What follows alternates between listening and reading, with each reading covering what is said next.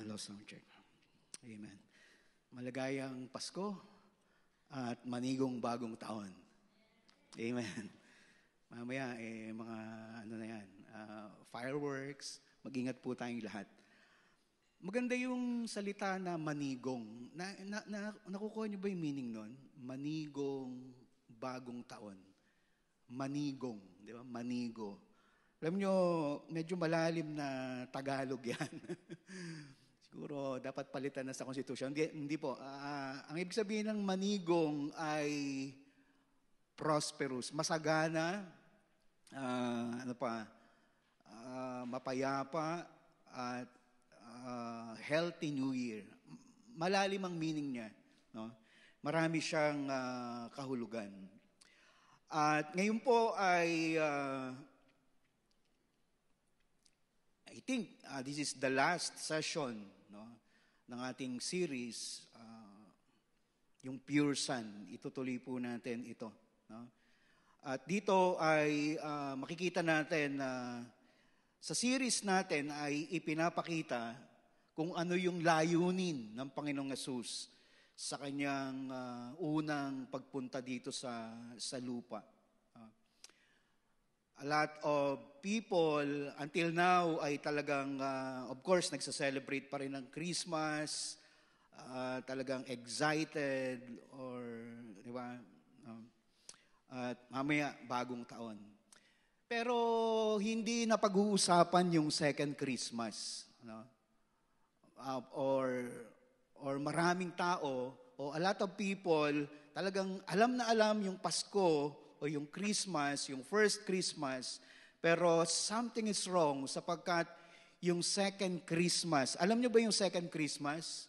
Ang second Christmas ay yung second coming of Christ. A lot of people are ignorant, no? Hindi alam yung mga bagay na yan. They just nakapokus lang sila dun sa Christmas. Per se, no? Yung traditional Christmas.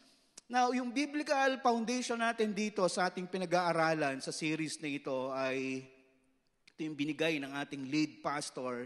Makita natin yung 2 Corinthians 5:21, na God made him, si Jesus, ginawa ng Diyos ang Panginoong Hesus na walang kasalanan. Siya ay ginawang kasalanan para sa atin, upang sa pamamagitan niya, tayo ay maging katwiran ng Diyos. Divine exchange, no? Maka-Diyos na pagpapalit. Sa 2 Corinthians 5:17 naman ay sinasabi diyan kapag tayo ay nakay Kristo. No? Dalawa po kasing position yan eh.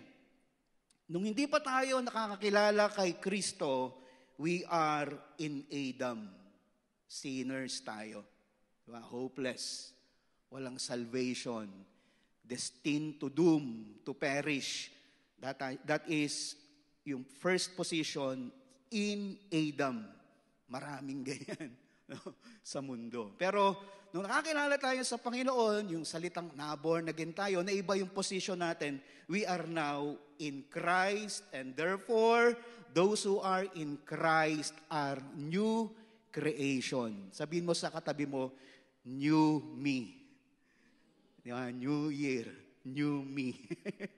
Nabago tayo, no? At medyo malalim yan. Una sa spirit, no? Sa spirit talaga tayo nabago, at 100% yan. Spirit natin talagang nabago yan.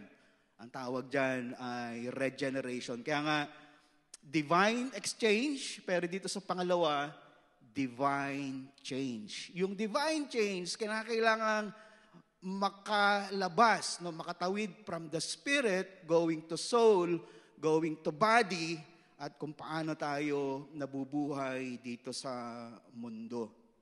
No? At dito sa aking panimula, no, sa aking topic ngayon, kapag ang isang tao ay hindi niya alam ang kanyang pupuntahan, no, yung kanyang direction, sigurado, no, maliligaw yan.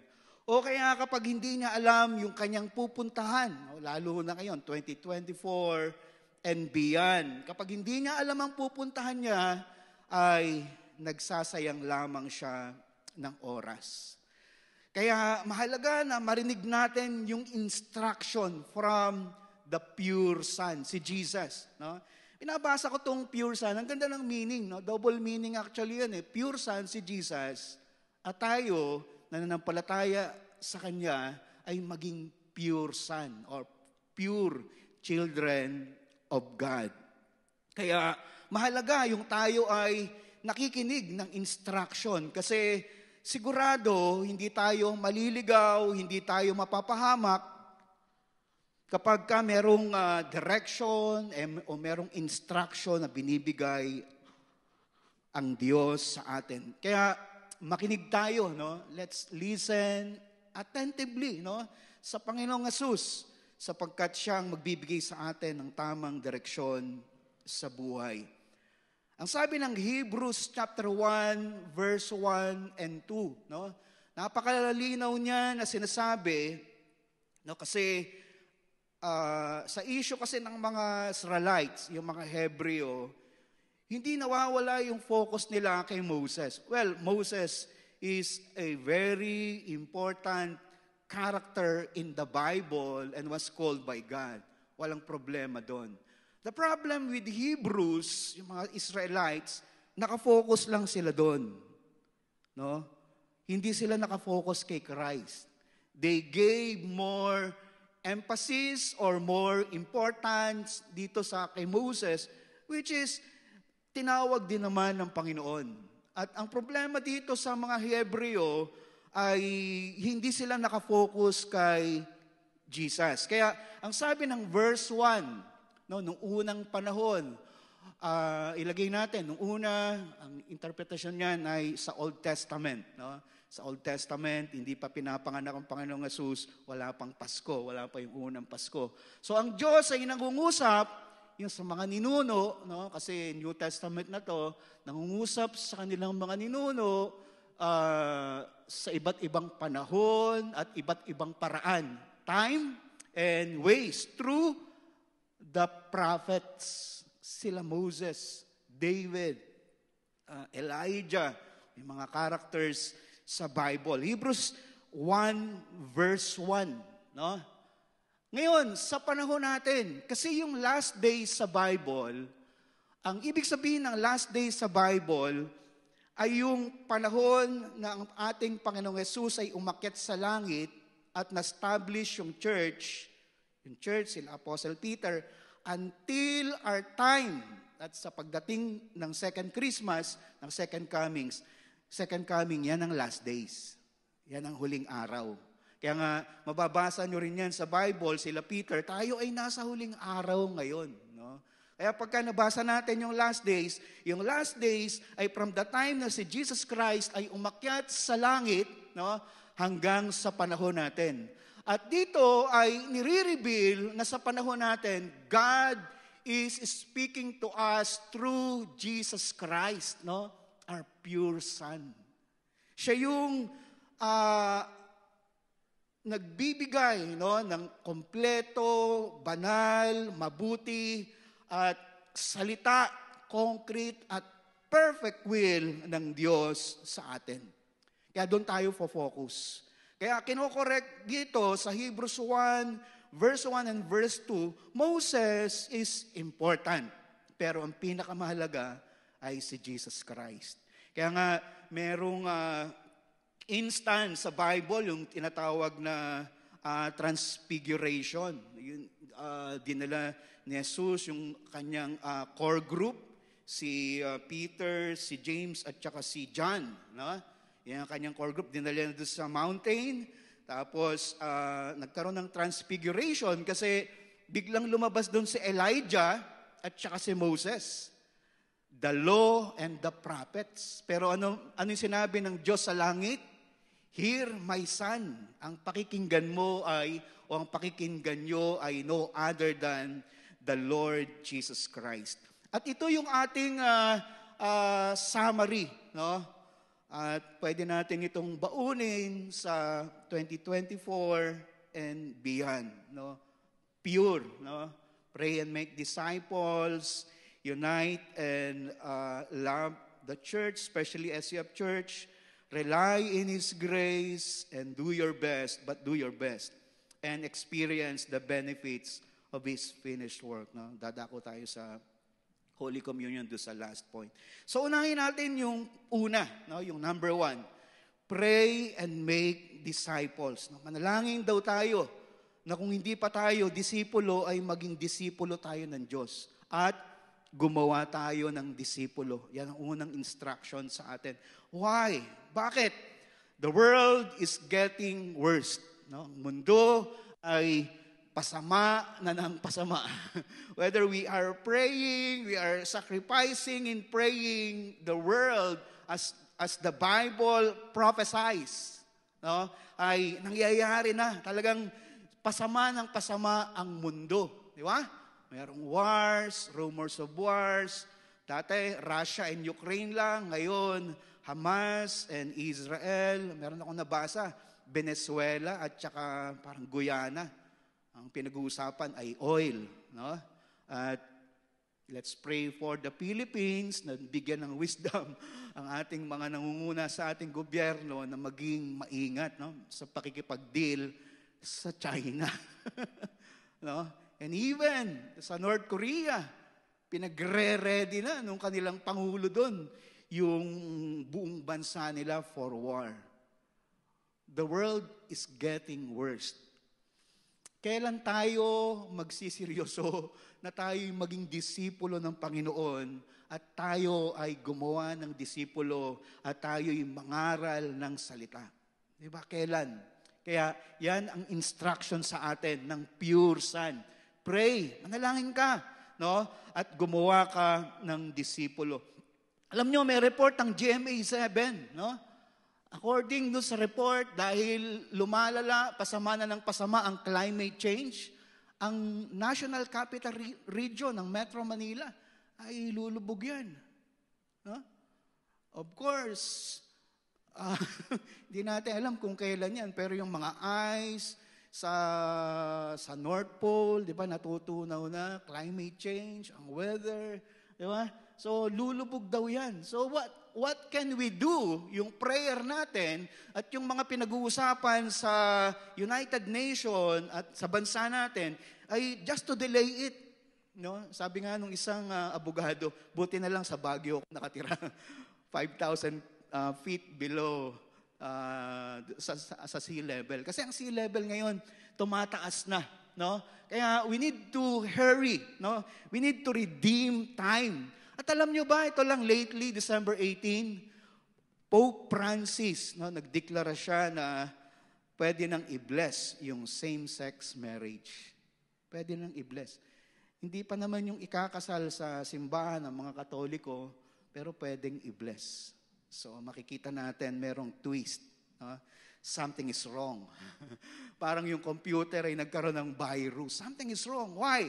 Because in the Old Testament, ginunaw ng Diyos ang Sodom at Gomorrah because of same-sex marriage.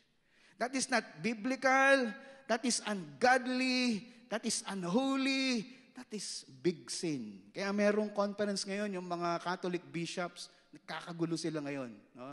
Maraming mga nagreklamo, kakagulo. Hindi natin alam, baka mahati yan. Kasi dineclare ng pinakapuno nila na pwede nang i-bless ang same-sex marriage. Kaya, ang sabi ng Panginoong Yesus sa John chapter 4, open your eyes. No? Buksan mo ang iyong mga mata at tingnan mo ang taniman, no? yung mga fields. Sila ay hinug na para anihin. Ang mission ng SCF ay know God. No? Worship God, make disciple, send out. I-memorize natin yan. No? Know God, make disciples, worship God, make disciples, send out. Alam nyo, mayroong nagsabi, kung magkakaroon daw tayo ng New Year's resolution, dapat everyday, ang New Year's resolution daw natin ay yung to know Christ and make Him known. Ay yung malalim at makilala pa natin ang Panginoong Yesus sa malalim na kaparaanan, prayers, worship. No? At ipakilala natin ang Diyos sa mundo. Kaya ilagay natin sa ating puso ang mission ng SCF Church. Ito ang inilagay na kapahayagan sa ating lead pastor at kinakailangan i-carry out natin yan. We do not exist for the sake of existence. Hindi tayo nabubuhay para lamang mabuhay tayo. Palakihin natin ang mga anak natin, di ba? Pumunta tayo sa ganito, ano man ang gagawin natin. Hindi tayo nabubuhay. We are living for a what? Purpose. We exist to become a disciple of Christ. Yun talaga yung layunin natin sa buhay natin, layunin ng Diyos sa buhay natin. Kasi I believe in my heart, sa second coming of Christ, yung mga kukunin talaga ng Diyos ay yung disipulo niya. Kasi kung hindi ka disipulo, merong temptation na pwedeng magbago ang isip mo. At sinabi yan ng ating Panginoong Yesus, even the very elect will be deceived. Kaya magkakaroon ng fulfillment, magkakaroon ng meaning, magkakaroon ng kulay, tamang kulay at sinasabi dyan na magiging meaningful at fulfilling yan. Sabi nga dyan yan ang sekreto ng masayang buhay. Not money, hindi yung kayamanan. Ang sekreto ng masayang buhay ay yung alam natin ang kalooban ng Diyos sa buhay natin.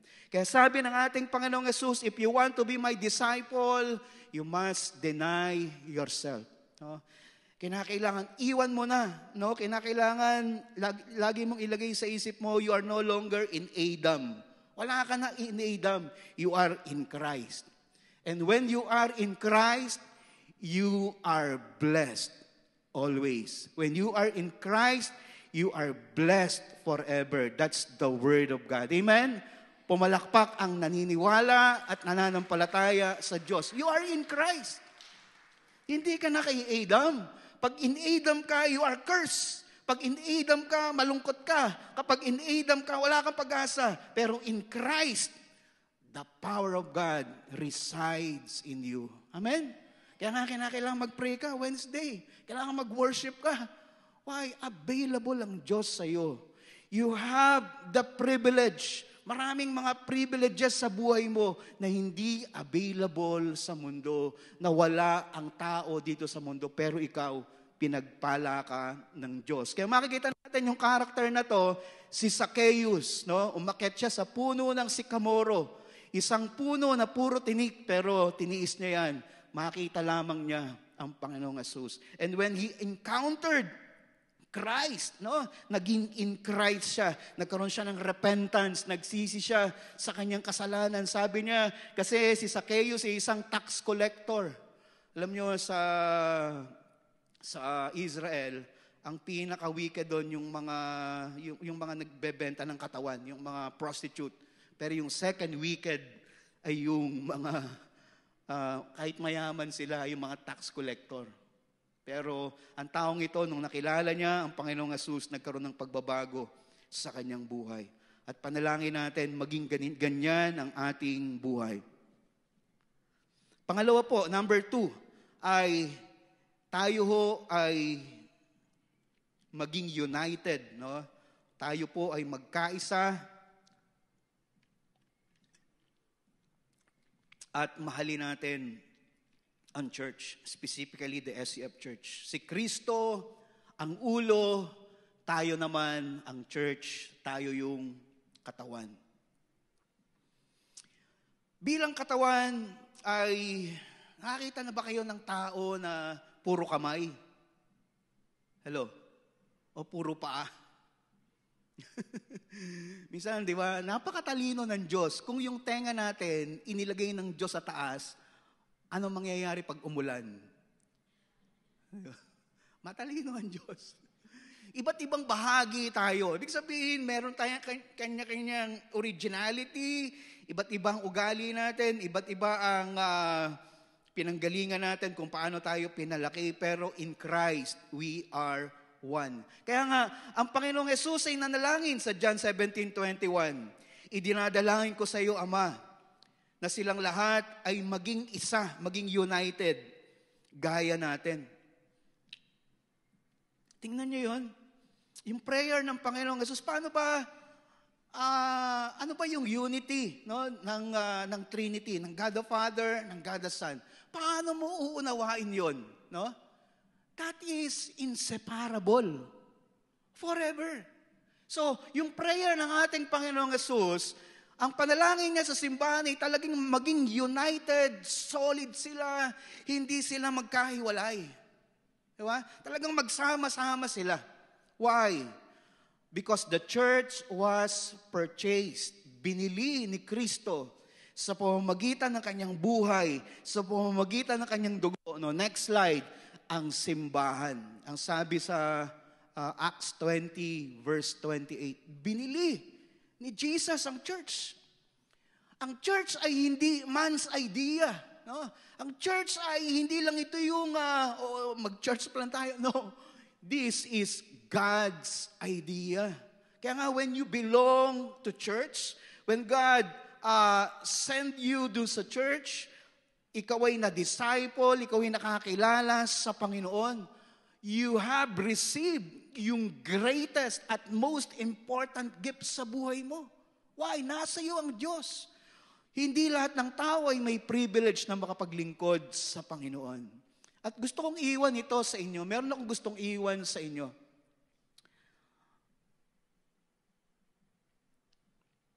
Amen. This is my last preaching, kaya pwede bang mag-overtime? Hindi, joke lang po. Gusto kong iwan sa inyo itong armor bearer. Hindi ko to na-preach. Meron akong preaching nito, pero hindi ko to na-preach sa inyo. Pero napakahalaga nito. Let us pray na maging armor bearer tayo. Ang armor bearer ay merong puso na kagaya ng Diyos, parang si David. Merong submissive heart, nagpapasakop, at meron siyang puso, no, na gusto niyang manalo. At is willing to do extra mile, bigay niya yung best niya. At meron siyang spirit to finish the task. Yan ang armor bearer. No? Makikita natin yung 1 Chronicles chapter 10 verse 4. Ang sabi diyan, si Saul, no, sabi niya dun sa kanyang armor bearer. No? Kasi si Saul ay, di ba, nakakalungkot yung, dahil pinalitan siya ni David, di ba? Parang hindi maganda yung ending ni Saul. Ang sabi niya doon sa kanyang armor bearer, hugutin mo yung espada, no? At isaksak mo sa katawan ko. Dahil yung mga kalaban nila na uncircumcised, no? Yung mga Philistine, no?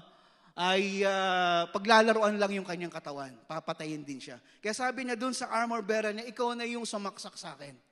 Pero ano sabi ng armor bearer? Ayaw sundin ng armor bearer yung pinapagawa ni Haring Saul. Natatakot siya. Ang ginawa ni Haring Saul, kinuha niya yung espada at sinaksak niya yung kanyang sarili, bumagsak siya dun sa kabayo. The armor bearer is what? Ang armor bearer, ito yung sumusuporta sa leadership ng church. Especially sa lead pastor. Alam nyo, this message is not to lift, hindi para itaas ang ating lead pastor, but in the church. It's normal. Kahit i-search nyo sa Google yan, merong armor bearer ministry. They are there to support the pastor. Why? The ministry of the pastor is not that easy. No? Hindi yan madali. Ang ministry ng pastor ay hindi yan yung joke or something that nakarelay ka, no, sa kapangyarihan mo o sa kakayanan mo. Kaya lead pastor, the pastor of the church, no, para ito yung ma-unite at para ipakita natin yung pagmamahal natin sa Diyos, no, sa simbahang ito ay maging armor bearer tayo. I-carry natin ang burden, no, ng ating lead pastor, yung mga plans and goals, i-carry natin yan sa prayers.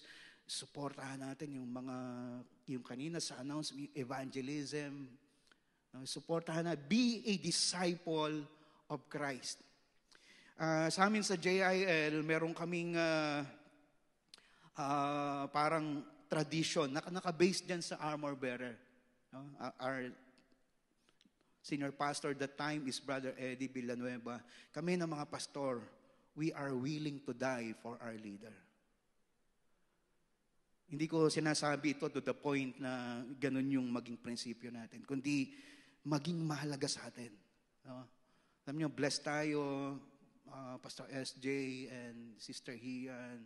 They are not Filipino, pero they're trying hard, they're trying their best na talagang maintindihan at tumira at sila ay nag-ministry dito sa lugar na ito. Palakpakan nga natin ang Panginoon sa buhay nila.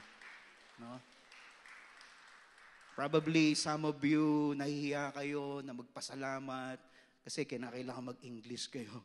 Hindi ninyo tawag dito yung yun na yun. Gusto niyo magpasalamat pero ngingiti-ngiti na lang kayo.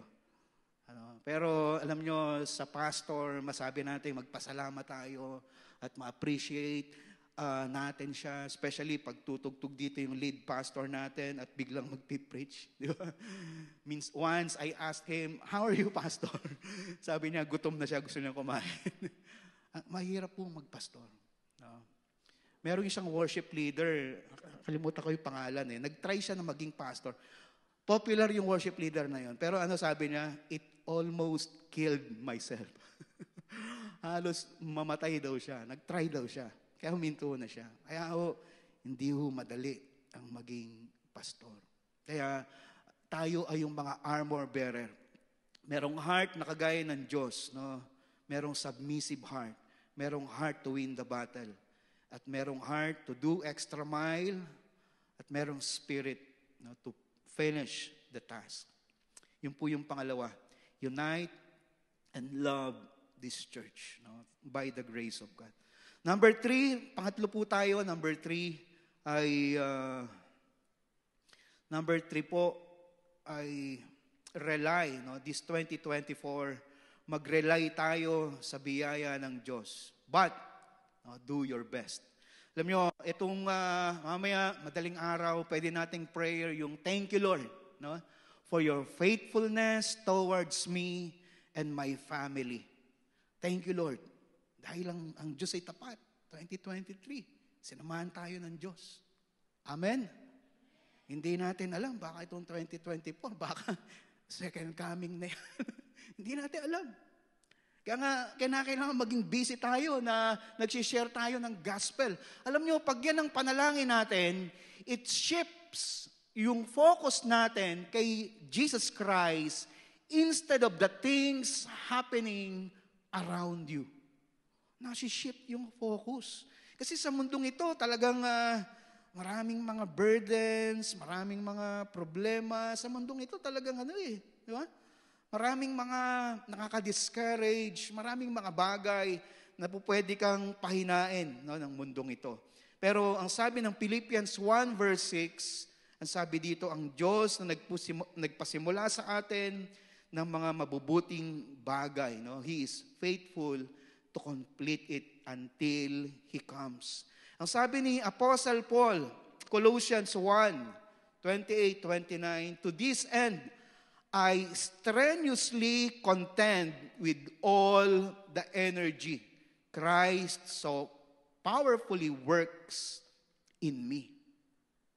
Yan si Apostol Pablo, Yung energy, yung lakas niya na ginugugol niya sa kanyang paglilingkod ay nanggagaling sa Diyos.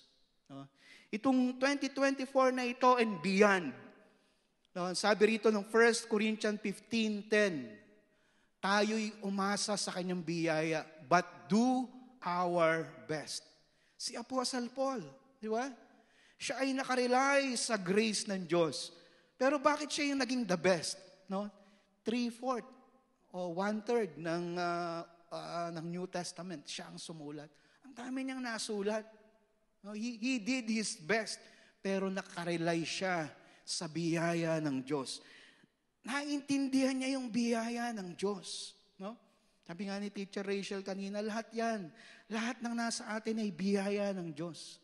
Gagalaw tayo sa grace ng Diyos. Kasi kapag tayo'y gumalaw sa pamamagitan ng ating lakas, mapapagod tayo, manghihina tayo, hihinto tayo. Madi-discourage tayo. No? Sa mundong ito, talagang right now, nakita natin the world is getting worse and the power of Satan, the enemy, is stronger and stronger. Becoming stronger and stronger. Kaya nga kung hindi tayo magiging seryoso sa ating paglilingkod sa Panginoon, ay hihinto tayo. Pero pinakamagandang sikreto ay makita natin na tayo lumakad sa biyaya ng Diyos. Amen? Biyaya lang ng Diyos. Diba? No other name. No, yung kinanta natin kanina, it's all about Jesus. It's all about His goodness in our lives. Kasi pag nakita natin yung mga maraming bagay, ipapakita sa iyo ni Satanas yung mga bagay na nakaka-discourage, ma-hurt ka, di ba? Manghihina ka. Kaya merong mga inaatake sa puso. Tingnan niyo yung katabi niyo. Malakas yan. Healthy yan. Di ba? Merong mga Eto lang lately, no? Merong pamangkin yung si Con. I think nasa 20 plus. Meron ng family na tawag dito, yung umatras yung dila, hindi makapagsalita, na-stroke. No? Kaya alam nyo, ang mga nasa biyaya, matalino yan. Amen? Kaya siguro itong Pasko, marami ng mga sugar kayong nakain. Kontian nyo na yung sugar. Matali. Ang mga lumalakad sa biyaya ng Diyos ay umaasa sa kapangyarihan ng Diyos, pero matalino. Amen? Kapag yung katawan natin ay inabuso natin, lagi tayong puyat, no? At mas marami kang panahon sa Facebook, konti yung panahon mo sa prayer, no? Mga kapatid. Diba? Kaya maging matalino tayo. Yan ang tinuro sa akin ng Panginoon etong week na to no? Ang kaya mga kinakain ko, salad, dahon. Iwas na sa mga fatty o whatever, di ba? Sugar. Iwas ka na. Amen? Nasa biyaya ka ng Diyos Amen? Gusto nyo bang umaba buhay nyo? Umasa ka sa biyaya ng Diyos. At tingnan mo rin yung kinakain mo. Di ba? Sabi nga you are what you eat. Amen? Tingnan mo yung katabi mo. Babad yan sa presensya ng Diyos. Kaya gwapo yan. Amen? Maganda. Pagwapo ng paganda ng paganda, palakas ng palakas. Amen? Palakpakan natin ang Panginoon. Rely in His grace, but do your best. Lahat, no? Gawin natin yung sa lahat ng ating makakaya, gawin natin yung best natin. At pang-apat po, dadako tayo dito sa number 4, experience the benefits of His finished work. Number 4 na po tayo. Ang Panginoong Yesus natin ay hindi araw-araw lumalakad sa tubig. No? Hindi yan, I think isang beses lang niya ginawa yan. Hindi rin siya araw-araw na nagmumultiply siya ng tinapay, pinapadami niya. No? I think twice yan sa Bible nangyari. Pero araw-araw, si Kristo ay nagpapagaling. Amen? Sabihin nga natin, ako'y magaling. Ako'y malakas. Ayun, maganda rin yan. Di ba? Yung iba talagang mahina na ako. Di ba? Eto na ako. Meron pa nagsabi, ilang bulate na lang ang hindi pumipirma. Di ba? Gagraduate na ako dito sa mundong ito. Di ba? Meron ganun. Alam nyo, kahit may nararamdaman tayo sa katawan natin, ano man ang nangyayari sa buhay natin, huwag tayong titigil. Kadideklaran, sabi ng 1 Peter chapter 2, verse, yung scripture name, verse 21, ang sabi doon, by His stripes, we are healed. Isaiah 53, no, verse 5, by the stripes of Jesus, we are healed. Sabihin natin, healed. Past tense yan. Kaya kahit nilalagnat ka, kahit ano yung nararamdaman mo, sabihin mo, healed ka. Amen? Minsan, kinakailangan sigawan mo yan. You're healed in Jesus' name. Lalakas ka. Amen? Hindi mo kinakailangan uminom ng maraming gamot. Ngayon, pag nanood ka ng news, nabubuhay na naman daw ang Wuhan virus. Imagine yung pangalan ng virus ngayon. Di ba? Ano yung pangalan ng virus ngayon? JN.1. Parang January 1. Di ba? JN.1. Yun yung pangalan talaga. Di ba? I think sa Singapore, binalik nila yung face mask. Di ba? So, the world is sometimes ay parang, di ba, parang nagbibiro. Pero alam nyo, sa Bible, Titus 2:11-12, ang biyaya ng Diyos, no, yan ang Pasko, ang biyaya ng Diyos, no, ay nagpakita, nagkatawan tao. Binigay sa atin ng kaligtasan para sa lahat ng tao. Ito yung pure Son, di ba? Tinuruan tayo na humindi sa mga hindi makadiyos at sa mga makamundong pagnanasa upang tayo'y mabuhay, no? Na merong pagpipigil sa sarili at merong katwiran at merong makadiyos na buhay sa mundong ito. Yan ang purpose ng Christmas. No? Pero iniba ng mundong ito. Ang Christmas ay puro inuman at puro walang katapusang pagsasaya. No? Nakakalungkot. Alam niyo, hindi po ako nagbibiro. Pag pumunta kayo sa national, yung sa kidney, mga kabataan, maraming bata ang nagkakaroon ng diabetes. Hindi po ako nagbibiro dito sa issue ng sugar. Kasi ngayon, sa panahon ng gadgets, ang mga bata, nakapokus na lang sa ano. Hindi yung panahon namin, may larong touching, may mga larong mga step-step. Ngayon, kukunti na. Ang mga tao, ang mga bata, ang henerasyon ngayon, nasa gadget. Amen? Kaya mahalaga ito, no? Itong pinag-aaralan natin. Kaya papasok tayo sa Holy Communion. Experience the benefits of Christ. Ang Holy Communion ay daluyan ng tinapos na gawa ng Panginoong Hesus para sa atin. Psalms 103:1-3. Alam nyo, very powerful sa akin ang Holy Communion kasi, anong year ba yan? Year 2008? Previously, mga ganon. Lagi ako na-hospital. May heartburn ako. Talagang, alam nyo, when I received the revelation sa Holy Communion, talagang hindi na ako na-hospital. Dati weekly. No? Ang hirap pag na-hospital ka. Hindi lang mahirap sa isip, mahirap din sa bulsa. Amen? Ayaw nyo na maghirap ang bulsa nyo. Kaya alam nyo, sabi ng Psalms 103, praise the Lord, O my soul, all my inmost being. Praise His holy name. Praise the Lord, O my soul, and forget not all His benefits. Experience His benefits. That's the message. Instruction of the pure Son. Kasi iba lang yung alam natin, iba yung na-experience mo talaga. Gusto ng Diyos maging totoo sa iyo yan. Ano yun? Pinatawad ang lahat ng kasalanan mo at pinagaling ang lahat ng sakit at karamdaman. Yan ang scripture. Amen. Bago ka pa man uminom ng gamot na sa lagnat yan or whatever, pinagaling ka na ng Diyos. That is your position. That's the Word of God. At ang salita ng Diyos, kailanman hindi magsisinungaling. Amen? Ang salita ng Diyos, hindi kanya i-steer o bubulahin ka ng salita ng Diyos. No. That is the promise of God. Kaya sabi ni David, ang puso ko, ang aking kaluluwa ay nagagalak. Bakit? Dahil sa mga benepisyo niya sa aking buhay, lahat ng aking kasalanan ay pinatawad niya at lahat ng aking sakit at karamdaman ay pinagaling niya. Amen? Napakabuti ng ating Diyos. Kaya sa oras na ito, tayong lahat ay tumayo. Sabay-sabay nating basahin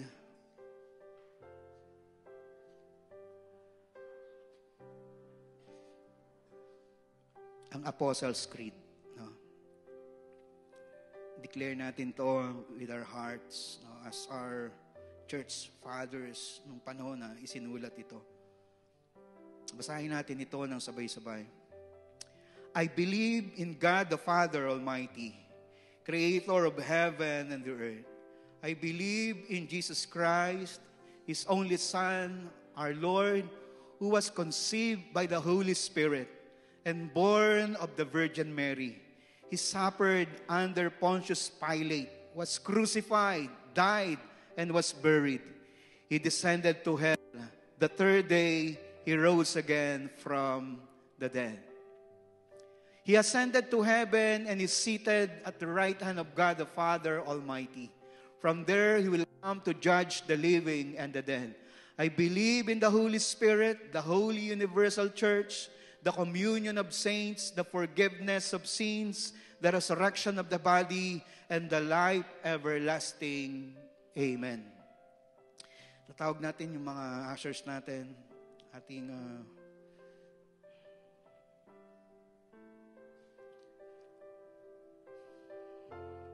ipanalangin natin ang mga elements na ito. Panginoon, salamat po. Salamat sa instruction mo sa amin, Lord. We need to pray, to be a disciple, and then make disciple. Hindi hinto sa paggawa ng disipulo. Kami maging united, mahalin namin ang church na to, suportahan namin ang aming lead pastor, at gayon din, umasa kami sa iyong biyaya. Gawin namin ang best na magagawa namin. Still by your grace. Lord, right now, nasa harap namin ang mga elements na ito, instruction mo rin sa amin to experience the benefits of the finished work that you have done 2,000 years ago in the cross. Lord, pagpalain mo po, bendisyonan mo ang mga elementong ito, Panginoon. Ang tinapay na sumisimbolo sa iyong katawan ay patuloy na magpaalala sa amin na kami pinagaling mo na. Lord, in the cross, ang posisyon namin in the cross, we are already healed. And through the shedding of your blood, sa pamamagitan ng saro ng bagong tipan, ay pinatawad mo ang lahat ng aming mga kasalanan. Marami pong salamat. In Jesus' name this we pray. Amen and amen.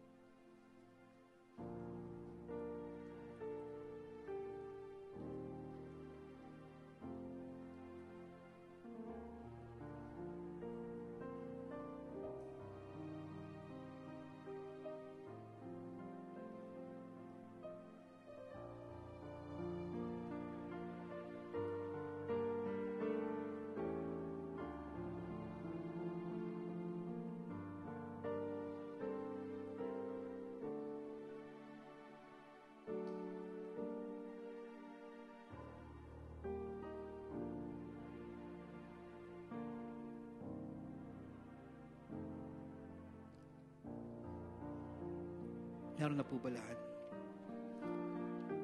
Basahin natin ang prayer na ito na tinuro ng ating Panginoong Jesus sa Matthew chapter 6, 9 to 13. Ito yung Lord's Prayer. This then is how you should pray.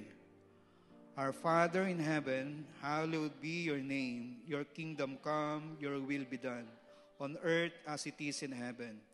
Give us today our daily bread, and forgive us our debts, as we've also forgiven our debtors. And lead us not into temptation, but deliver us from the evil one. Amen. Itaas natin ang tinapay, ang simbolo ng katawan ng Panginoong Jesus. Lord, your body suffered that extreme punishment in the cross 2,000 years ago. This is how you redeem us. Lord, ang katawan mo, ang buhay mo ay naging kabayaran para kami magkaroon ng kompletong kagalingan sa lahat ng sakit at karamdaman. Lord, as we partake this bread, we discern the body of Christ upon this bread. And as I partake it, as we partake this, Lord, we declare that your divine health will be upon us all. In the mighty name of Jesus. Amen and amen. Kainin natin lahat.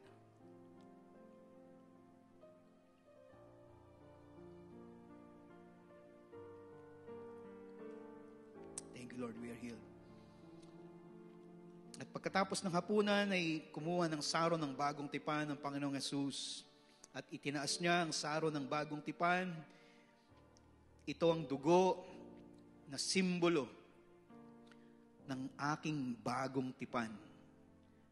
Inalis tayo ng Diyos, ang mga Israelita ay inalis ng Diyos from the Old Testament. Tayo ng mga pagan, ng mga Gentiles, we do not belong in the Old Testament. Nung makakilala tayo sa Panginoon, inilagay tayo sa New Testament, sa bagong tipan, the covenant of grace, the covenant of love, the covenant of no condemnation. Because Lord, as you said in Psalms 103, verse 3, Lord, yung benefits, experience namin ng benefits, hindi lamang kagalingan, kundi kagalingan din ng aming puso, ng aming isip, kapatawaran sa lahat ng aming kasalanan, upang sa gayon kami din ay makapagpatawad. Lord, as we partake, Lord, ang saro ng bagong tipan, aming dinideklara ang kapatawaran sa lahat ng aming kasalanan. Thank you, Lord, for your goodness, for your mercy, for you love us, Lord. Even though we have so many shortcomings, still loves mo kami, Panginoong Jesus. Marami pong salamat. We receive your forgiveness and we also forgive, Lord, ang aming mga kapatiran. We praise you, Lord, in Jesus' name. Amen and amen. Partake natin.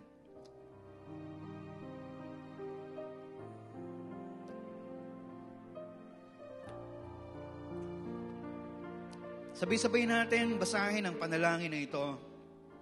Panalangin ng deklarasyon, ng kapatawaran at kagalingan. Alam nyo, ang gospel ay kinakailangang patuloy, no? Inuulit-ulit kasi doon nangyayari yung mastery. Basahin natin ang prayer nito, sabihin natin, Panginoong Jesus, sa iyong dugo na nabubo, ang lahat ng aming kasalanan ay iyon ang pinatawad. Sa iyong katawan na nabugbog at nasugatan, ang lahat ng aming sakit ay iyon ang pinagaling. Ako'y magaling na. Ako'y malusog, malakas at masigla. In Jesus' name, amen. Kaya sa power challenge natin, as I conclude this message, our pure son, no? Si Jesus already knows your future. Nakita na ng Diyos yan. Sapagkat siya yung Alpha and the Omega. He's the beginning and the end. Nakita na ng Diyos yan. It's up to us to walk in it, to believe it, and fulfill it. So, Happy New Year po sa 2024 po natin. Palakpakan po natin ng Diyos. To God be the glory po. Amen. Amen. Yeah. Okay, have a seat, please. Yeah. Continually just I want to have a small thanks ceremony for the Pastor Ariel. Magkakaroon po tayo ng maikling appreciation o pasasalamat para kay Pastor Ariel. Yeah, Pastor Ariel, who has been serving as an associate pastor, concluded the ministry of SF today, will begin a new journey next year. Si Pastor Ariel po ay nakasama natin bilang associate pastor po dito sa SAF Church at ngayon po ay magko-conclude po ang kanyang ministry sa atin. Pero syempre 2024 may bagong journey, may bagong ministry si Pastor Ariel. Thank you for serving the SF Church and its family so that SF Church can gradually grow. Pastor Ariel, maraming salamat po sa pagsaserve. Yeah, please come. Yeah. Dito sa SAF Church at yung ating mga kabataan, yung mga kasamahan natin dito kapatiran ay lumago dahil sa tulong mo. Maraming salamat, Pastor Ariel. Yeah, amen. Please come. So now we are gonna give the certification of appreciation, expressing our gratitude.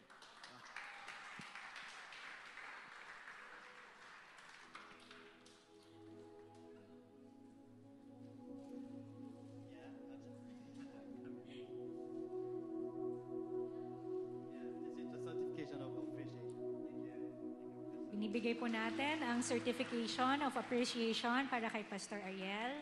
Thank you very much. Ay, first time ko makaka-receive ng flower. Flowers. Bago mag-rapture. Ano ba tayo? Okay, Pastor Ariel, please share your thoughts and blessing for our church. Iyak na. Praise God. I do not know how to say goodbye. Pero una po, ako yung nagpapasalamat sa Panginoon for bringing me here. Sabi ko nga last Friday sa SAF Training School, kung mauulit yung year 2022, kung i-rewind yon at makakausap ko ulit sila, Pastor SJ, Teacher Rachel, Sister Hian, I will still response na maglingkod sa SCF Church. Mahaba na rin po yung paglilingkod ko sa Panginoon. No? I can say na this is the most special. Si Jason nandito sa Light of the World. Pero this is the most special. Even ito ay 1 year, pero napaka-special nito sa akin. Palakpakan natin ang Panginoon. Sinishare ko nga nung last Friday, meron kaming konting salo-salo. Sabi ko kila Sister Angel, kila Sister Joanna, sometimes talaga sumasabit ako sa jeep para hindi malate pag Friday. Kasi minsan nanghihirap talaga. And at my age, iba na. Nung estudyante ko sa Recto, kayang-kaya kong sumabit. Pero ngayon, pag sumabit na ako, parang yung balance ko iba na. At the age of 50, mahirap na palang sumabit. At papasalamat din ako sa Panginoon sa buhay ni Pastor SJ, kay Sister Hian. Pastor, thank you for giving me the opportunity na makapaglingkod sa ministry na binigay ng Panginoon kay Pastor SJ. Alam niyo, Pastor SJ is so generous. Napakabait ni Pastor SJ.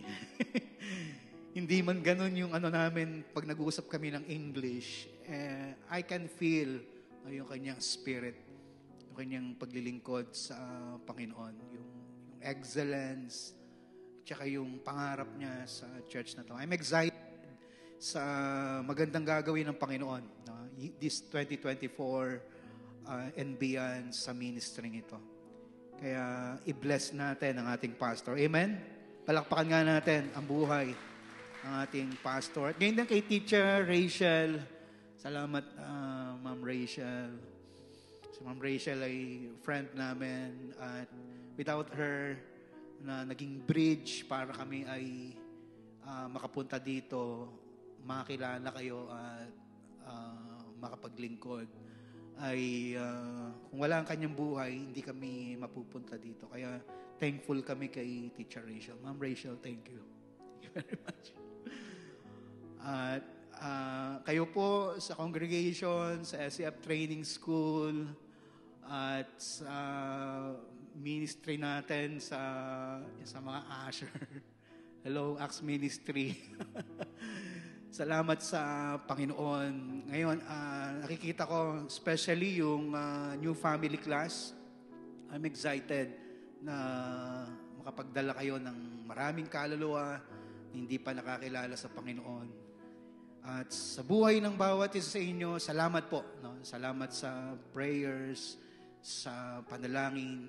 Thank you for including me sa inyong prayer. At I believe kayo naman ay nabe-bless sa mensahe ng Panginoon. Amen? Pero doon sa mga natutulog, salamat pa din. Sabi nga kapag natutulog daw sa preaching, pwede namang matulog, wag lang hihilik. Salamat po sa inyong buhay. SCF Church, maraming pong salamat. I do not know how to say goodbye, pero I say, see you again. No? Shall we pray for you? Manalangin po tayo para kay Pastor Ariel. Yeah, let's pray together. Heavenly Father, we thank you for sending Pastor Ariel this year as you love this church and families. Ama naming nasa langit, maraming salamat po at pinadala niyo po sa aming church si Pastor Ariel dahil sa iyong pagmamahal sa church na ito, sa mga miyembro ng church na ito. Please lead Pastor Ariel's journey in 2024 and reveal the glory of God through him. Ikaw po, Panginoon, ang mag-lead sa tatahaking landasin ni Pastor Ariel sa 2024 at ang iyong kaluwalhatian, O Diyos, ang makita sa kanyang buhay. And bless Pastor Ariel and his family with your love. I-bless mo po, pagpalain mo po si Pastor Ariel at ang kanyang buong pamilya ng iyong pagmamahal. We exalt the name of our good Father God. Tinataas namin ang pangalan ng aming mabuting Ama. Yeah, we pray in Jesus' name. Amen. Amen. Sa pangalan ni Jesus. Amen. Amen. Thank you, Pastor. Yeah, when he goes down the stage, yeah, please give him the round of applause. Yeah, applause. Amen. Amen.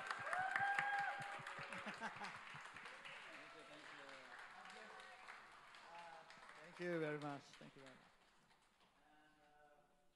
Today is the last Sunday of 2023, right? Yeah, so very dynamic sound outside, right? We finished to sleep tonight. Okay, I thank God for protecting us this year. So additionally, we would like to thank all the SF family for serving and loving this church, the body of Jesus Christ. We have prepared the short video, the looking back on this year. Yeah. So yeah, let's watch the video first, and together, and the service with the benediction, right? Okay, let's watch the video together.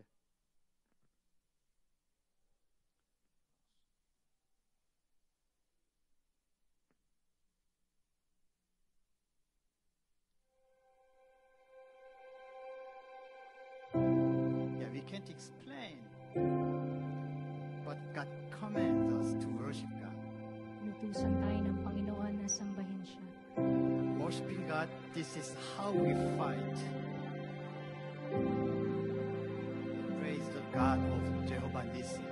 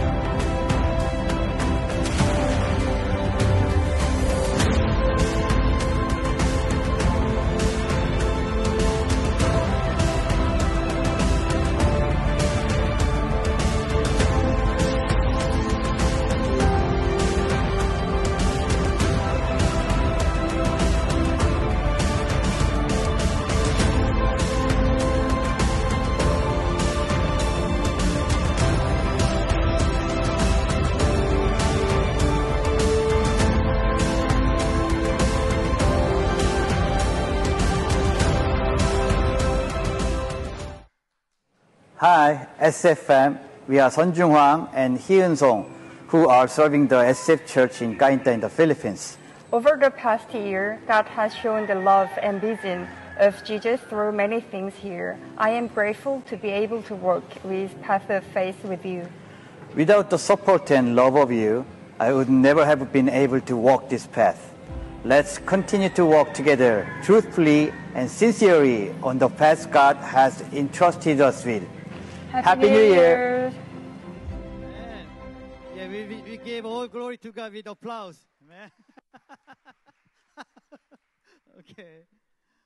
Just one more announcement. Just instead of the new family class, just after the finish the class, the worship team, can you gather at the battle room. So after the finish our service, please gather the worship team to the battle room, right? Okay, let's give God's benediction together. The Lord bless and keep SF Church and the family, and the Lord make his face shine upon us and be gracious to us. The Lord turn his face toward us and give us peace. May the grace of the Lord Jesus Christ and the love of God and the fellowship of the Holy Spirit be with SF Church and this family and all of the community and the Philippine soul forever. Everybody say, Amen. Amen. Amen. Amen. Thank you. Thank you for coming.